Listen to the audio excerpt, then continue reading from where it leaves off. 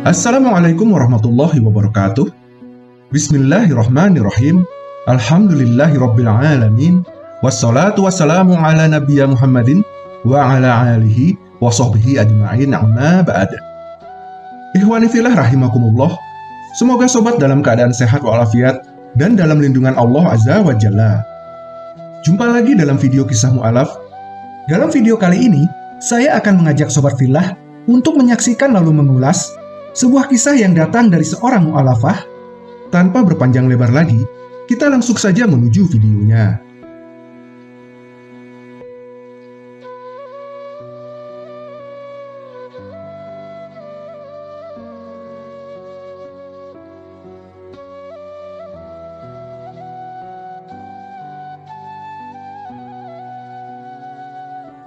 Perempuan setengah baya asal Kolombia mendadak jadi perbincangan di media sosial.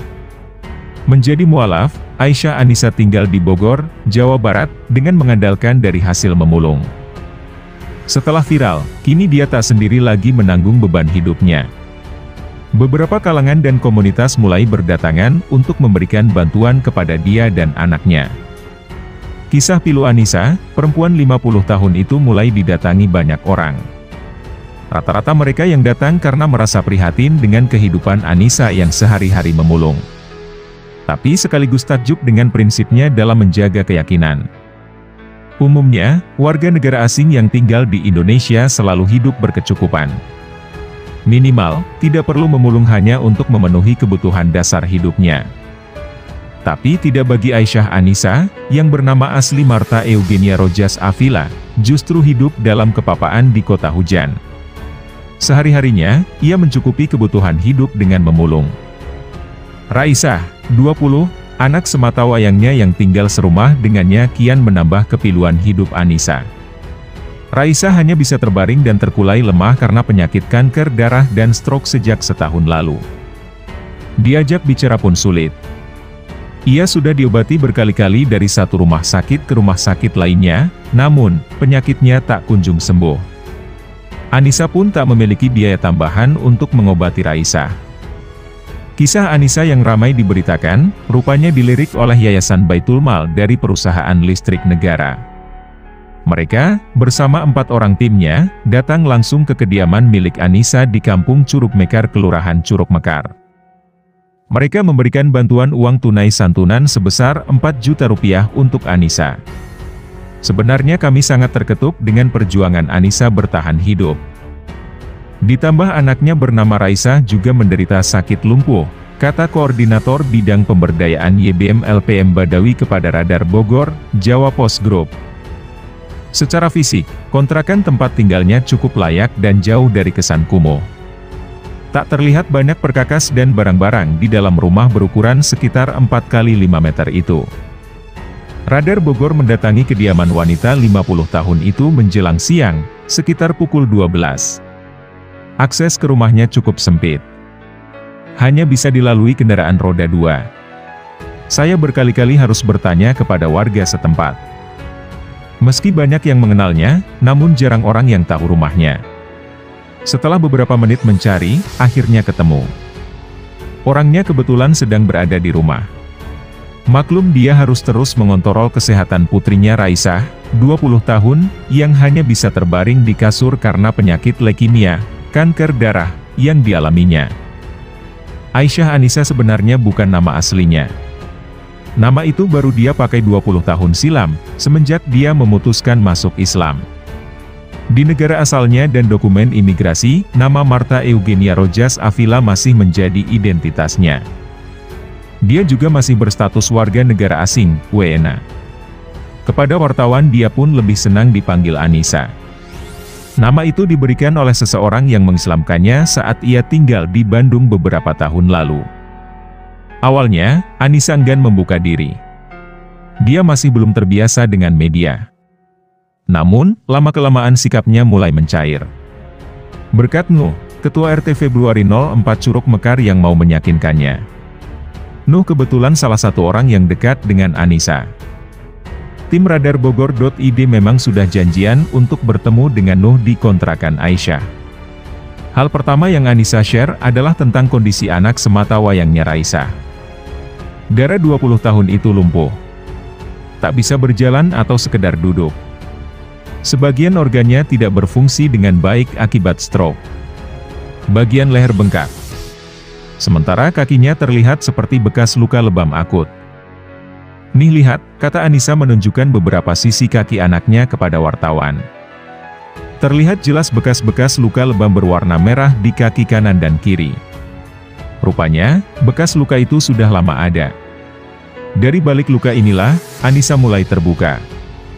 20 tahun lalu saya berlayar dengan kapal pesiar dari Amerika. Di sana, saya bertemu seseorang yang kemudian menikah dengan saya. Saya dibawa ke Indonesia. Saya masuk Islam dan menikah dengannya. Saya tinggal di sebuah daerah yang jauh dari sini, kata Anissa dengan aksen khasnya. Dari caranya berbicara, Anissa tampak mahir berbahasa Indonesia. Ia paham semua tutur kata yang ditanyakan. Ia pun tak canggung berbicara bahasa Indonesia dengan siapapun. Hanya saja, lidahnya sebagai orang asing tak bisa disembunyikan. Setiap kata yang diucap masih terasa aksen Inggris versi British. Dia menjelaskan saat pertama menginjakan kaki di Indonesia semua baik-baik saja. Dia tinggal bersama suaminya di Bandung. Bahagia. Mereka pun dikarunia anak Raisa. Dia lahir dalam keadaan normal. Cantik, perpaduan Sunda Kolombia. Meski lebih banyak Kolombianya. Namun, lanjut Anissa, petaka itu bermula ketika suaminya memutuskan menikah lagi yang tak lain adalah pembantunya sendiri. Itulah yang membuat saya terpukul. Saya kemudian lebih memilih keluar dari rumah. Dan meninggalkan Bandung, beber dia. Di masa-masa pelarian ini, Anissa merasakan berbagai nelangsa hidup. Ia pernah mendekam di balik jeruji lapas Paledang selama 3 bulan. Hingga pernah tinggal dan hidup 5 bulan di tempat pemakaman umum, TPU, daerah Jakarta. Namun, di masa-masa pengembaraan itu, ia tetap memilih Bogor sebagai tempat singgah dan muara akhir perlindungan. Saya makan apa saja. Yang penting halal saat itu, ucapnya. Kurang lebih selama setahun dia hidup tak pasti. Pindah-pindah kota. Bogor, Jakarta. Jakarta, Bogor. Menumpang kereta. Hidup di jalan. Akhirnya dia lelah. Dan memutuskan tinggal menetap. Kota Bogor dipilih sebagai rumah keduanya. Tahun ini merupakan tahun ke-12 dia menetap di Bogor. Wilayah Kelurahan Curug Mekar adalah tempat tinggalnya dari dulu hingga sekarang. Di awal-awal menetap, Anissa mengaku sangat kebingungan. Dia tak mempunyai uang untuk mengontrak rumah. Sampai akhirnya dia memutuskan menjadi pemulung. Tidur masih tidak tentu. Di mana saja yang penting aman. Dari situ sedikit demi sedikit uang bisa dia kumpulkan. Dia pun ingin mendapat rezeki lebih. Caranya dengan memiliki gerobak sampah. Dari gerobak sampah ini dia bertemu dengan Nuh, Ketua RT 02 RW 04 Kelurahan Curug Mekar, yang menjual gerobak sampah kepada Anissa. Ya, saya memulung, saya ambil sampah. Saya berputar dari rumah ke rumah yang lain. Saya ini Islam.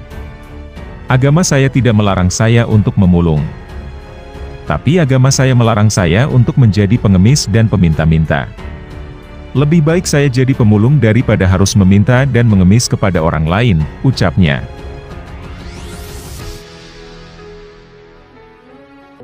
Sampai di sini video kisah mu'alaf kita kali ini.